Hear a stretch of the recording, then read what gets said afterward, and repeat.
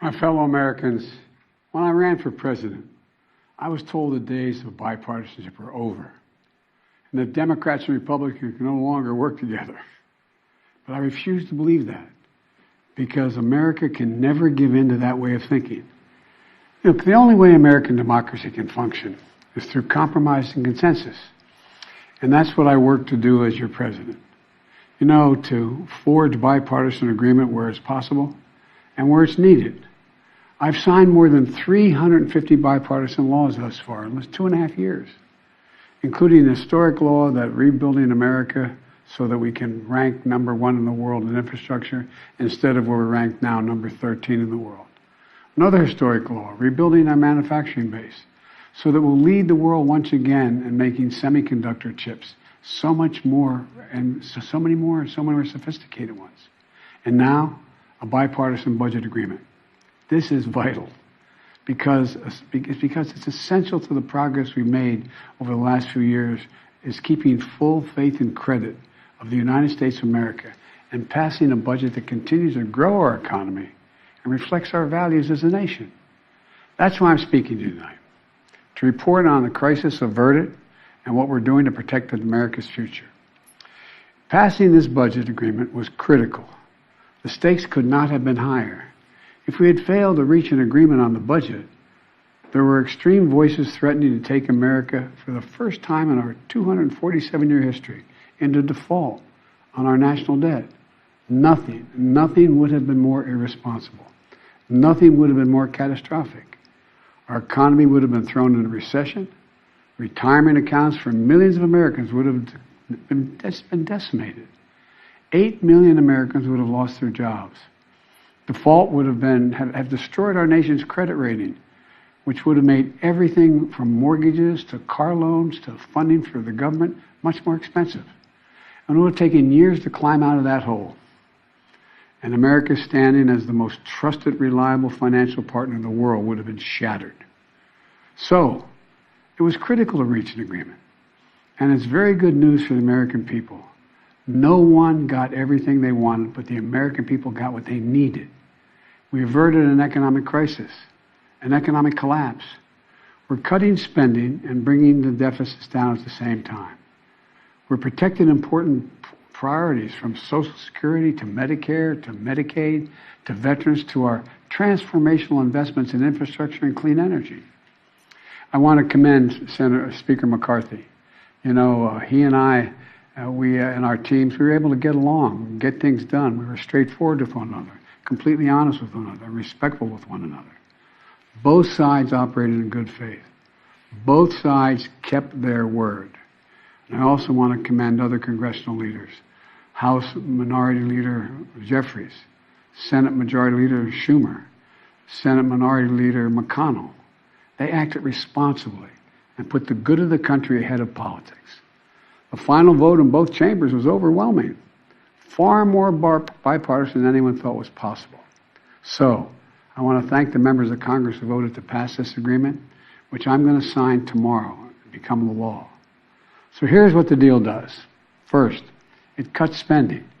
And over the next 10 years, the deficit will be cut by more than $1 trillion. And that will be on top of the record $1.7 trillion.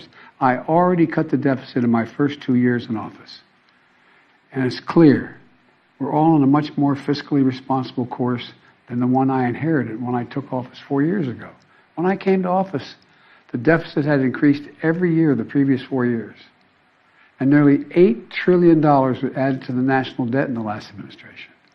And now we're turning things around. And that's good for America. You know, my dad used to have an expression. He said, Joey, don't tell me what you value. Show me your budget. I'll tell you what you value. That's at the heart of this debate. What do we value? Protecting seniors. You may remember during my State of the Union address, there was a spirit exchange between me and a few Republicans spontaneously occurring on the floor of the House of Representatives. I was pointing out that for years, some of them were putting forward proposals to cut Social Security and Medicare. And some of them that night took exception, and they said very loudly that that wasn't true. So I asked them on the floor that night, I said, ask them a simple question. Will you agree not to cut Social Security, not to cut Medicare? Would they agree to protect these essential programs that are a lifeline for millions of Americans? Programs that these Americans have been paying into every single paycheck they've earned since they started working, and that provide so much peace of mind.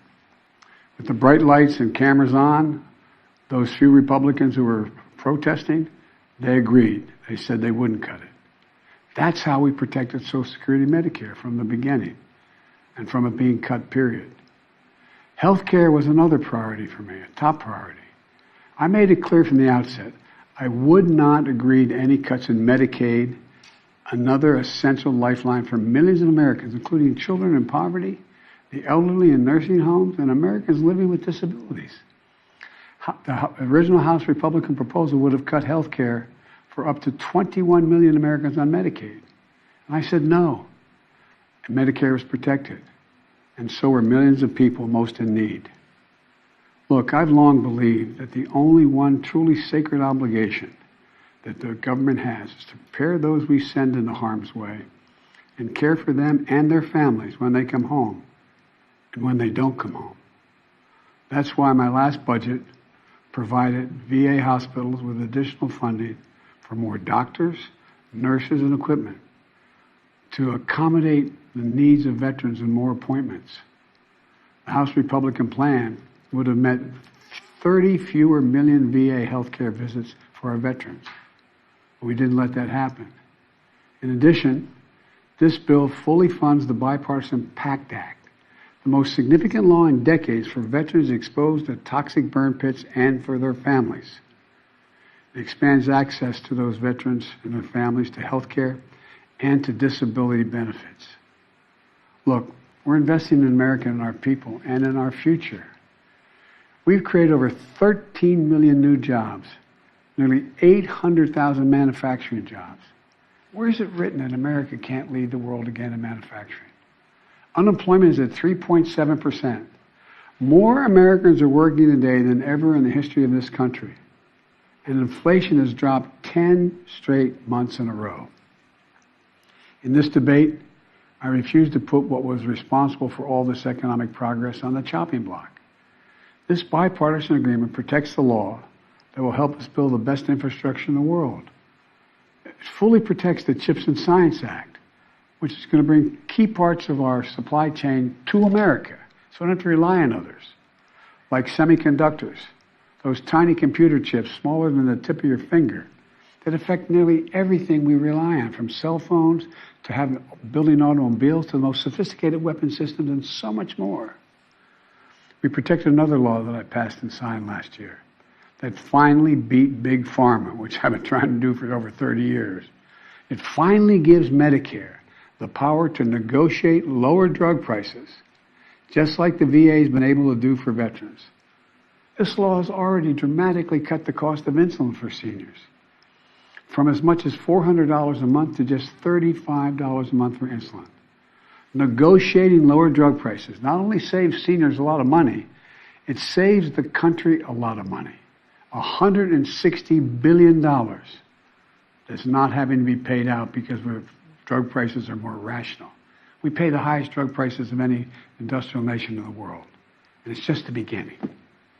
You know, we also protected the most significant breakthrough ever in dealing with the existential threat of climate change. Today, new wind and solar power is cheaper than fossil fuel. Since I've been in office, clean energy and advanced manufacturing have brought in $470 billion in private investments. It's going to create thousands of jobs, good-paying jobs, all across this country, and help the environment at the same time. Remember, at the beginning of this debate, some of my Republican colleagues were determined to gut the clean energy investments. I said no. We kept them all. And there's so much more to do.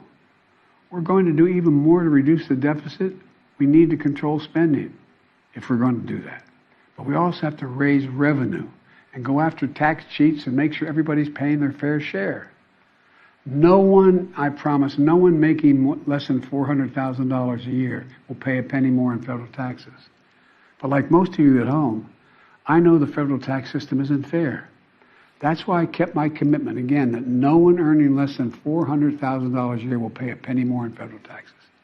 That's why last year I secured more funding to go more IRS funding to go after wealthy tax cheats. The nonpartisan Congressional Budget Office, and it is nonpartisan, says that this bill will bring in $150 billion, and other outside experts expect that it would save as much as $400 billion because it's forcing people to pay their fair share. Republicans may not like it, but I'm going to make sure the wealthy pay their fair share. I'm also proposed closing over a dozen special interest tax loopholes for big oil, crypto traders, hedge fund billionaires, saving taxpayers billions of dollars. Republicans defended every single one of these special interest loopholes, every single one. But I'm going to be coming back, and with your help, I'm going to win. Right now, catch this, right now the average billionaire in America pays just 8% in federal taxes. 8%. Teachers and firefighters pay more than that. That's why I proposed a minimum tax for billionaires. Republicans are against it, but I'm going to keep fighting for it. No billionaire should pay less in federal taxes than a teacher or a firefighter. Look, let me close with this. I know bipartisanship is hard, and unity is hard, but we can never stop trying. Because in moments like this one, the ones we just faced, where the American economy and the world economy is at risk of collapsing, there's no other way. No matter how tough our politics gets, we need to see each other not as adversaries, but as fellow Americans. Treat each other with dignity and respect. To join forces as Americans to stop shouting, lower the temperature, and work together to pursue progress, secure prosperity, and keep the promise of America for everybody. As I've said in my inaugural address, without unity, there is no peace, only bitterness and fury. And we can never become that country. I can honestly say to you tonight that I've never been more optimistic about America's future. We just need to remember who we are. We are the United States of America. And there's nothing we can't do when we do it together. So thank you all for listening, taking the time tonight to listen to me. May God bless you all, and may God protect our troops. Thank you.